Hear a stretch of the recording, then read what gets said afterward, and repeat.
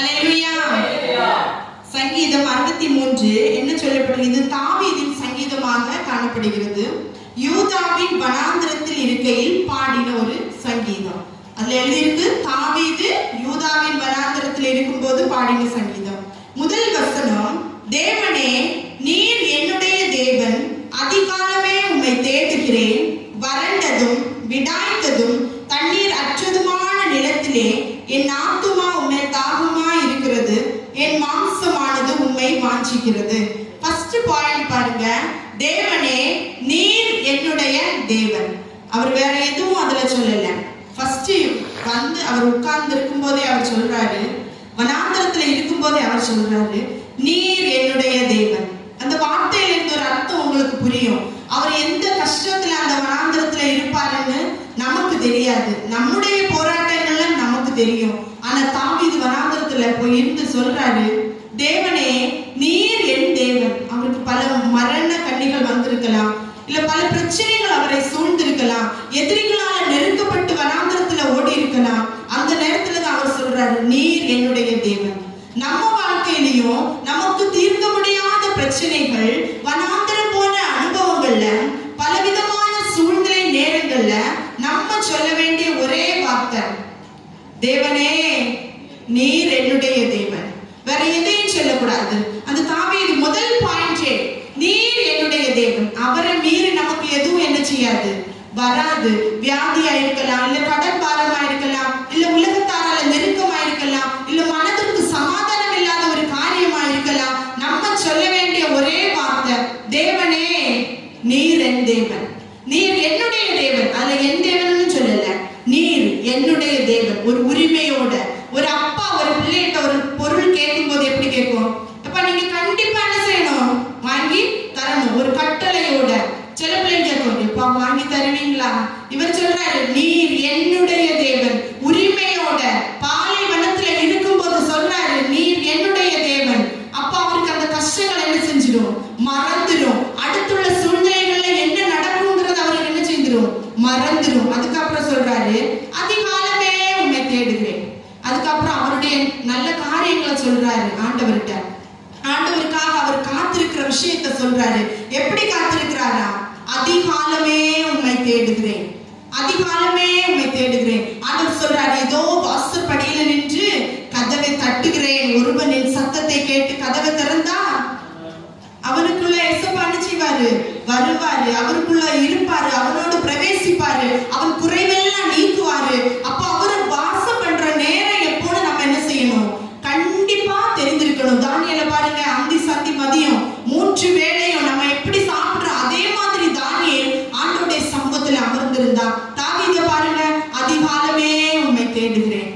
எல்லாரும் அமைதியா இருக்கிற நேரத்துல நான் ஒரு ஆவலோடு, அந்த வசனத்துல ஒரு எதிர்பார்ப்போடு, எப்பொழுது என்னுடைய கஷ்ட நேரம் விடியுங்கிற மாதிரி என் தேவனை அவர் காத்திருக்கிற நேரம், அதிகாலமே உம்மை தேடுகிறேன். அடுத்த பாயிண்ட் பாருங்க, வறண்டதும் விடாய்த்ததும் தண்ணீர் அற்றதுமான நிலத்திலே என் ஆத்துமாவும் மேல் தாகமாய் இருக்கிறது, என் மாம்சமானது உம்மை வாஞ்சிக்கிறது.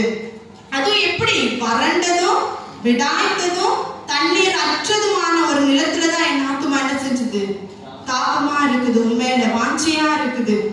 கொஞ்சம் யோசிச்சு பாருங்க, ஒரு இடத்துல இருந்து ஆசீர்வாதமே வரல, ஊற்று கண்களே நமக்கு திறக்கல, இல்ல நம்ம எதிர்பார்க்கிற காரியங்களே நடக்கல. ஆனாலும் அவர் சொல்றாரு, வறண்டதும் விடாய்த்ததும் தண்ணீர் அற்றதுமான நிலத்திலே என் ஆத்துமா எப்படி இருக்குதா, உண்மை தாகமா இருக்கிறது. கஷ்ட நேரத்திலையும் இதுல அர்த்தம் என்ன தெரியுமா, அவர் யாரை நம்பி இருக்கலங்கிறது புரியுது. நம்ம மனுஷனை நம்பி இருக்கோமா?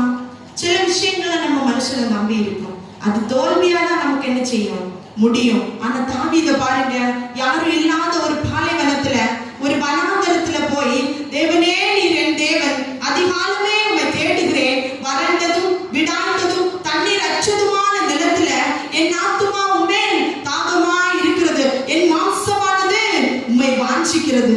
அதுல அவருக்கு சாப்பாடு முக்கியமா என்ன செய்யல, சொல்லப்படல. அடுத்த வசனத்தை பாருங்க, இப்படியே பரிசுத்த ஸ்தலத்தில் உம்மை பார்க்க ஆசையா இருந்து உமது வல்லமையையும் உமது மகிமையையும் கண்டேன். என்ன சொல்லி இருக்கு? பரிசுத்த ஸ்தலத்துல உம்மை பார்க்க ஆசையா இருந்து உமது வல்லமையையும் மகிமையும் கண்டிருக்காரு இந்த தாவீது. நம்ம வாழ்க்கையிலையும் ஆலயத்துல வந்திருக்கும் போது, பரிசுத்த ஸ்தலத்துல வந்திருக்கும் போது எவ்வளவு பெரிதான ஆசீர்வாதங்களை பெற்றிருப்போம், நன்மைகளை பெற்றிருப்போம், மனசுக்கு சமாதானமான காரியங்களை ஆண்டோடைய சமூகத்துல இருந்து பெற்றிருக்கிறோமா இல்லையா? பெற்றிருக்கிறோம். துக்க செய்திகள் வரும்னு நினைச்ச நேரங்கள்ல சந்தோஷமான செய்தியை தேவன் கேட்க செய்தாரு. இல்ல இனியொரு விஷயமா நம்முடைய காரியங்கள் நடக்கும்னு சொன்ன நேரத்துல ஆண்டவர் நம்மை கைவிடாதபடிக்கு ஆலயத்துல இருந்து கதறி இருக்கலாம், இல்ல யார் மூலமாவது சொல்லி ஜெபித்திருக்கலாம், ஆண்டவர் பதில் தந்திருக்காரு இல்லையா? அதுதான் தாவீது சொல்றாரு, பரிசுத்த ஸ்தலத்தில் உம்மை பார்க்க ஆசையா இருந்து உமது வல்லமையும் உமது மகிமையும் கண்டேன். ஹல்லேலூயா, ஹல்லேலூயா. நம்ம வாழ்க்கையிலையும் பரிசுத்த ஸ்தலத்துல இருக்கிற ஒரு மகிழ்ச்சி வேற எங்கேயும் கிடைக்காது பாருங்க. நீங்க வெளிய உலகத்துல நடக்கும் போது பலவிதமான கஷ்ட எண்ணங்கள் சிந்தனைக்கு வருது, அவங்களுக்கு பலவிதமான வார்த்தைகள் உங்க காதுகள்ல கேட்குதா? ஆண்டோடைய சமூகத்துல வந்து இருக்கும் போது யாரும் உங்களை டிஸ்டர்ப் பண்ண மாட்டாங்க. உண்மைதானே? வீட்டுல இருக்கும் போது போன் கால் வரும், இல்ல உலகத்துல இப்படி நடந்துச்சுன்னு சொல்லுவாங்க. ஆலயத்துக்குள்ள இருக்கும் போது எதுவும் நம்ம அறிய வேண்டிய அவசியம் இல்லை. அதே மாதிரிதான் ஆலயத்துக்குள்ள இருந்து பெற்ற நன்மைகளையும் அவர் உணர்ந்து சொல்றாரு, உமது வல்லமையையும் உமது மகிமையையும் நான் கண்டேன்னு சொல்றாரு. அடுத்தது பாருங்க, ஜீவனை பார்க்கிலும் உமது கிருபை நல்லது, என் உதடுகள் உம்மை துதிக்கும். ஒரு அருமையான ஒரு வார்த்தை, ஜீவனை பார்க்கிலும் உமது கிருபை நல்லது. எல்லாரும் சொல்லுவாங்க, நான் இன்னும் கொஞ்ச நாள் கூட உலகத்துல வாழணும், இன்னும் கொஞ்ச நாள் கூட உலகத்துல வாழணும், நல்ல சுகம் கிடைக்கணும், நல்ல பலன் கிடைக்கணும், நான் எல்லாரும் போல நல்லா வாழணும், எனக்கு இவ்வளவு கஷ்டம் இருக்கு, என் பாடுகளை யார் அறிவா? அந்த தாவீது சொல்றாரு, ஜீவனை பார்க்கிலும் உமது கிருபை நல்லது. அவருக்கு தெரியும், அவருடைய கிருபை இருந்துச்சுன்னா இந்த ஜீவனுக்கு எந்த பிரச்சனையும் என்ன செய்யாது, வராது. ஹல்லேலூயா, ஹல்லேலூயா. நம்ம வாழ்க்கையிலும் அவருடைய அன்பு, அவருடைய இரக்கம், அவருடைய தயவு, அவருடைய ஐஸ்வர்யம், அவர் தரக்கூடிய எல்லாமே நம்ம வாழ்க்கையில இருந்துச்சுன்னா நம்ம ஜீவனை ஒரு பொருட்டா என்ன செய்ய மாட்டோம், எண்ண மாட்டோம். ஏன்னா கர்த்தருடைய கண்களில் எனக்கு கிருபை கிடைத்ததுன்னு வசனம் சொல்லப்பட்டிருக்குது. அதே மாதிரி நம்முடைய ஜீவனையும் ஒரு பொருளா எண்ணாம அவர் கிருபையை நம்ம மேல வச்சாருன்னா எதை பற்றி நம்ம கவலைப்பட வேண்டிய அவசியம் கிடையாது. ஹல்லேலூயா, ஹல்லேலூயா. அடுத்த வசனத்தை பாருங்க, என் உதடுகள் உம்மை துதிக்கும். ஜீவனை பார்க்கிலும் அது கிருபை நல்லது, என் உதடுகள் உம்மை துதிக்கும். வேற யாருக்கு உதடுகள் நமக்கு வேண்டி பரிந்து பேச வேண்டாம். அவங்களுக்கு நன்மை செய்தோம் இல்லையா, அவங்க ஆண்டவரை மறந்து போயிட்டாங்க, ஆண்டவரை வேறு பிரிச்சுட்டு போயிட்டாங்க, ஆண்டவரை மறந்து போய் வேற எங்கேயோ போயிட்டாங்க, எதையே நம்ம சொல்ல வேண்டாம். நமக்கு ஆண்டவர் கிருபையை தந்து நம்மை ஜீவனோடு சுகத்தோடு பலத்தோடு இந்த உலகத்துல வாழக்கூடிய நாட்கள்ல அவருடைய கிருபையையும் அவருடைய இரக்கத்தையும் நம்ம மேல வச்சாருன்னா நம்ம உதடுகள் அவரை என்ன செய்யணும், துதிக்கணும். இதுக்கிடையில யாரும் நமக்காக ஜெபிக்க வேண்டிய அவசியம் கிடையாது. நீங்க துதிச்சா போதும், ஆண்டவர் உங்க வாழ்க்கையில என்ன செய்வாரு, அற்புதம் செய்வாரு. உங்க உதடுகளால ஆண்டவரை ஸ்தோத்திர அறிக்கை பண்ணினா போதும், ஆண்டவர் உங்க குடும்பத்துல இருக்கிற கட்டுகளை என்ன செய்வாரு, உடைப்பாரு. பாரம்பரிய கட்டுகளா இருக்கலாம், இல்ல இது நீங்காத ஒரு சாபமா இருக்கலாம். நீங்க வாயை திறந்து ஆண்டவரே என்னுடைய பாரங்களை மாற்றணும், என் பாரம்பரிய கட்டுகளை மாற்றணும், என் சாபத்தை மாற்றணும், நான் ஜீவனுள்ள நாளெல்லாம் உண்மையே துதிப்பேன் ஆண்டவர்கிட்ட ஒரு பொருத்தனையோட நீங்க சொன்னீங்கன்னா ஆண்டவர் உங்க வாழ்க்கையில இருக்க கஷ்டத்தை என்ன செய்வாரு, மாற்றுவார். அதெல்லாம் சொல்லப்பட்டிருக்கு, ஜீவனை பார்க்கிலும் உமது கிருபை நல்லது, என் உதடுகள் உம்மை துதிக்கும். அடுத்து பாருங்க, என் ஜீவனுள்ள மட்டும் நான் உம்மை துதித்து உமது நாமத்தை சொல்லி கையெடுப்பேன். இதுக்கு அர்த்தம் என்னது, நான் முடிவு பரியந்த ஆண்டவரோடு நிலைத்திருப்பேன், கஷ்டம் வந்தாலும் வழியில உம்மை விட்டு விலக மாட்டேன், யூதாசை போல உம்மை விட்டு போக மாட்டேன். பேதுருவை போல மறுதலித்தாலும் திரும்ப பேதுரு என்ன செஞ்சாரு, வந்தாரு. நம்ம வாழ்க்கையிலேயும் கஷ்டங்கள் இப்படி எல்லாம் வரும், ஆனாலும் முடிவு பரியந்த நம்ம என்ன செய்யணும், நிலை நிற்கணும். அதான் இதுல சொல்லப்பட்டிருக்கு, என் ஜீவன் உள்ள மட்டும் யாரை துதிக்கணும், கர்த்தரை துதிப்பேன், நான் உம்மை எல்லாரிடத்திலும் அவரை பற்றி சொல்லணும். ஜீவனுள்ள மட்டும் ஆண்டவரையே தியானிக்கணும். ஜீவனுள்ள மட்டும் நாசில சுவாசத்தை அவர் தானே தந்தது. அந்த சுவாசத்துக்கு உத்தரவாதி அவர் தானே. அப்ப நம்ம யாரை துதிக்கணும்? அவரை தான் துதிக்கணும். மரணத்துக்கு பிற்பாடு இருந்து துதிப்பீங்களா? மரித்தவர்களும் மௌனத்தில் இறங்குகிறவர்கள் கர்த்தரை என்ன செய்ய மாட்டாங்க, துதியார்கள் சங்கீதக்காரன் சொல்றாரு. அதே மாதிரிதான் ஜீவனுள்ள மட்டும் முடிவு பரியந்தம் நான் நிலை நின்றால் என்ன பெறுவோம்? நம்ம ஜீவ கிரீடத்தை பெறுவோம். முடிவு பரியந்த நிலை நிற்கிறவர்களுக்கு நித்திய ஆசீர்வாதத்தை ஆண்டவர் பரலோகத்துல வைத்திருக்கிறாரு. இந்த உலக நாட்களை நீங்க சொல்லணும், ஆண்டவரே எனக்கு என்ன கஷ்டம் வந்தாலும் என்ன வழியில விட்டுறாதீங்கப்பா. நான் கடல்ல மூழ்கி போக வேண்டிய சூழ்நிலை வந்தாலும் என் கையை பிடிச்சு தூக்குங்கப்பா. நான் உலகத்துல உபத்திரவங்கள் பட்டாலும் என்ன கை விடாதீங்கப்பா. யார் என்ன வேணாலும் சொல்லட்டும், ஆனா நான் உம்மை விட்டு விலகி விடக்கூடாதப்பா அப்படின்னு நீங்க ஒரு தீர்மானத்தோட ஆண்டவருடைய சமூகத்துல இருக்கணும். அப்போ உங்களுக்கு நீங்க கேட்கிற ஆசீர்வாதங்கள் எல்லாம் ஆண்டவர் என்ன செய்வாரு? தருவாரு. உலகத்துக்குரிய ஆசீர்வாதமா இருந்தாலும் சரி, பரத்துக்குரிய ஆவிக்குரிய நன்மைகளா இருந்தாலும் சரி, திரும்பி வரங்களா இருந்தாலும் சரி, எதுனாலும் இயேசுப்பாவல தர என்ன செய்யும் முடியும். அவரால் முடியாதது ஒன்றுமே இல்லை. இந்த சர்வ லோகமும் இந்த சர்வ உலக அனைத்து காரியங்களும் அவருடைய வார்த்தைக்கு கீழ்பட்டு இருக்கும்னா நம்ம சொல்ற வார்த்தையை ஆண்டவர் என்ன செய்வாரு? கேட்பாரு. கேட்பாரா? கேட்க மாட்டாரா? நீங்க ஆண்டவருக்கு உண்மையா இருக்கும்போது, ஜீவனுள்ள மட்டும் அவரை துதிக்கும் போது, நீங்க என்ன காரியம் கேட்டாலும் ஆண்டவர் என்ன செய்வாரு? தருவாரு. அதுக்கப்புறம் பாருங்க, உமது நாமத்தை சொல்லி கையெடுப்பேன். எந்த இடத்துல போனாலும் சரி, எந்த ஆழ கூட்டத்துல இருந்தாலும் சரி, அவருடைய நாமம் மட்டும்தான் என்னது? உயர்ந்தது. நம்ம இந்த உலகத்துல பார்க்கும்போது பலதரப்பட்ட வழிபாடுகள் உள்ள இடங்கள்ல தான் நம்ம என்ன செய்யணும்? வாழ்றோம். இல்ல கிறிஸ்தவ நாட்டுல மட்டும்தான் வாழ்றீங்களா? இல்ல, பல விதமான அவர்களுடைய தேவன் என்று சொல்லக்கூடியவர்களை வழிபட்டுதான் நம்ம வாழ்றோம். ஆனா நம்முடைய எங்க போனாலும் யாருதான் சொல்லணும்?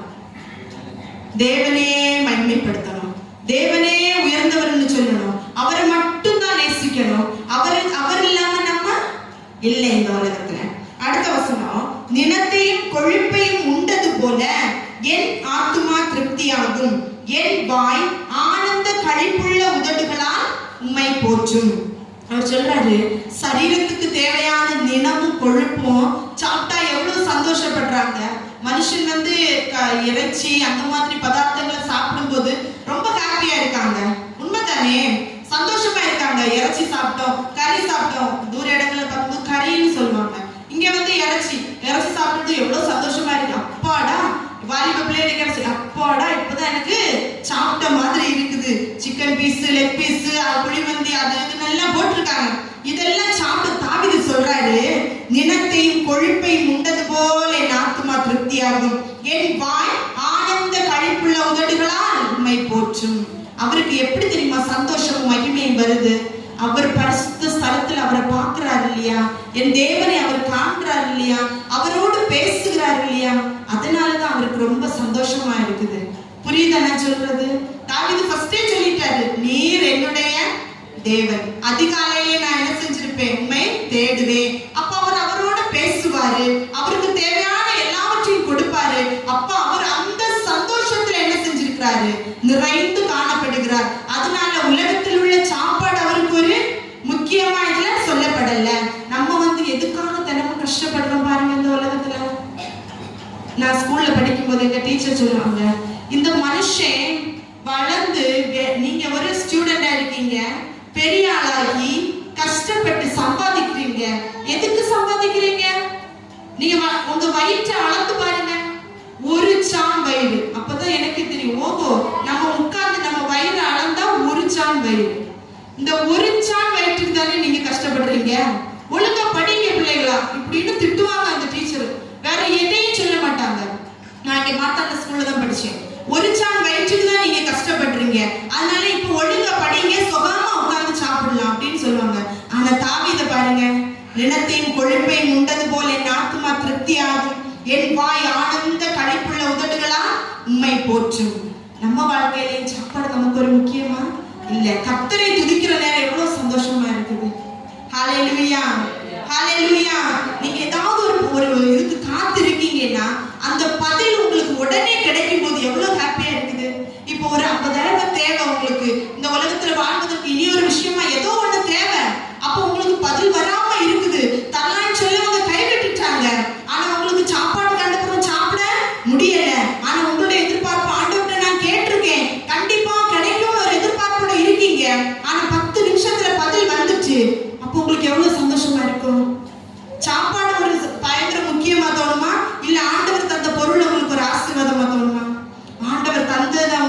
தோணும்? சாப்பாடு இருக்கு, பிறகு என்ன செய்யலாம்? சாப்பிடலாம் அப்படின்னு தானே சொல்லுவோம். அதான் தாவீது சொன்னாரு. அடுத்து சொல்றாரு, என் படுக்கை மேல் நான் உம்மை நினைக்கும் போது ராச்சாமங்களில் உம்மை தியானிக்கிறேன். இரவு முழுவதும் அவர் படுக்கையில யாரை தியானிக்கிறாரு? ஆண்டவரை தியானிக்கிறாரு. இல்ல பக்கத்துல நம்மள சாபம் போட்டவங்க இருக்கலாம், நம்மளை எதிர்த்தவங்க இருக்கலாம், எப்படிப்பட்டவங்க இருந்தாலும் நம்ம படுக்கையில யாரை தியானிக்கணும்? கர்த்தரை மட்டும் தியானிக்கணும். ஃபர்ஸ்ட் 4வது சங்கீதத்துல என்னமோ சொல்லுவோம், என் படுக்கை மேல உம்மை தியானிக்கிறேன், நான் சமாதானத்தோடு படுத்துக்கொண்டு நித்திரை செய்வேன், கர்த்தரை நீர் ஒருவர் என்னை சுகமாய் தங்க பண்ணுகிறீர். அதான் தாவீது சொல்றாரு, படுக்கை மேல் நான் உம்மை தியானிக்கிறேன், ராச்சாமங்களில் உம்மை தியானிக்கிறேன். ராச்சாமம்னா நடுராத்திரி எழுப்பி இருந்து ஆண்டவர் என்ன செய்யணும்?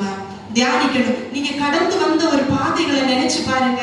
நீங்க இப்ப நினைக்கலாம், நான் இப்ப இருக்கிற இந்த கொஞ்சம் ஆசீர்வாதத்துக்கு நான் பாத்திரவானான்னு நீங்க நினைக்கலாம். நான் யாரும் இல்லாம ஒரு நாள் கஷ்டப்பட்டேன், ஆனா ஆண்டவர் என்னை இவ்வளவுத்துக்கு ஆசீர்வதிச்சிருக்கிறாரு. நான் நினைச்சு கூட பார்க்கல ஆண்டவர் நான் நடந்து வந்த வழிகள் எல்லாம் என்னை இப்படி ஆசீர்வதிப்பாருன்னு. எத்தனை பேரால சொல்ல முடியும்?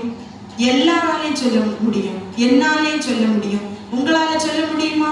கண்டிப்பா சொல்ல முடியும். ஆண்டவர் நடத்தி வந்த வழி, இனி இவளால ஒன்றும் முடியாது, இனி இவ அவ்வளவுதான், இவ பிள்ளைகள் இனி அவ்வளவுதான் அப்படின்னு உலகம் உங்களை பகைச்சிருக்கலாம். பாருங்க, நடந்து வந்த பாதைகள்ல ஆண்டவர் ஒரு நாள் உங்களை கைவிடல. எத்தனையோ ஆசீர்வாதங்களை நீங்க இப்ப காணும் போது சந்தோஷப்படுறீங்க. ஒரு நாட்கள்ல நம்ம பணத்துக்கு எவ்வளவு கஷ்டப்பட்டிருப்போம், ஒரு பொருளுக்கு எவ்வளவு கஷ்டப்பட்டிருப்போம், மனுஷனால எவ்வளவு நிந்தனையான வார்த்தைகள் அனுபவிச்சிருப்போம், ராத்திரியெல்லாம் ஓயாமல கண்ணீர் வடிச்சிருப்போம். ஆனாலும் ஆண்டவர் அந்த கண்ணீரின் நிலவிலிக்கு ஆண்டவர் பதில் தந்தாரா இல்லையா? பதில் தந்திருக்காரு. இந்த நாட்கள்ல நம்ம கஷ்டம் இல்லாம வாழ்றோம். ஆனா ஆண்டவர் என்ன சொல்றாரு? உங்க இருதயத்தை எனக்கு நேரா ஒப்பு கொடுங்க. யார் என்ன சொன்னாலும் அந்த நாட்களுக்குள்ள பதில உனக்கு தந்துட்டேன். இப்போ உங்க இருதயத்தை ஆண்டவருக்கு நேரா திருப்புவீங்கன்னா உங்களுடைய முந்தின வாழ்க்கை பார்க்கலாம் ஆண்டவர் பிந்தின வாழ்க்கையை கனமுள்ளதாய் மாற்றுவாரு, தலைமுறைகளை ஆசீர்வதிப்பாரு. அடுத்து அது மட்டும் இல்ல, கடைசி வசனத்தையும் கூட வாசிப்போம். ராஜாவோ தேவனில் களி கூறுவார், அவர் பேரில் சத்தியம் பண்ணுகிறவர்கள் யாவரும் மேன்மை பாராட்டுவார்கள், பொய் பேசுகிறவர்கள் வாய் அடைக்கப்படும். இதுல என்ன சொல்லப்பட்டிருக்குன்னா, ராஜாவோ தேவனில் களி கூறுவார், அவர் பேரில் சத்தியம் பண்ணுகிறவர்கள் யாவரும் மேன்மை பாராட்டுவார்கள், பொய் பேசுகிறவர்கள் வாய் அடைக்கப்படும். இப்ப நிறைய பிள்ளைகளை பார்க்கும்போது உண்மையாட்டே உன் மேல சத்தியமா இப்படின்னு பேசுவாங்க. ஆனா யார் மேலேயும் நம்ம என்ன செய்யக்கூடாது? சத்தியம் பண்ணக்கூடாது. தேவன் மேலேயே நம்முடைய ஆணை, நான் உண்மை விட்டு மாற மாட்டேன்ங்கிற ஒரு உறுதி இருக்கணும். ஏசாயா 45 அதிகாரத்துல அதான் சொல்லப்பட்டிருக்கு. 45:23, ஏசாயா